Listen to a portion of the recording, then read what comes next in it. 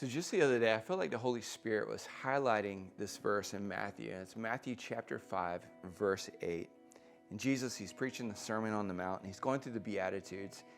And in verse 8, he says this: God blesses those whose hearts are pure, for they will see God. That's an amazing promise, that we will see God. When our hearts are pure before him, we're going to see God. At the same time, I don't know about you, but that verse is actually really challenging and convicting.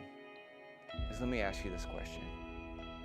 Have you seen God in your life recently the way that you would like? Have you been able to see God working in your home and in your family? Have you been able to see God and his goodness working in 2020?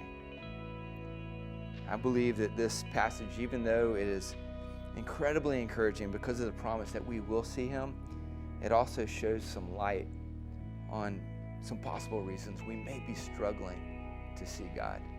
And it has to do with our hearts. Has something polluted our hearts through an offense or unforgiveness? Has something stained our hearts through a hurt? If that's happened, those things can cause us to struggle to see God.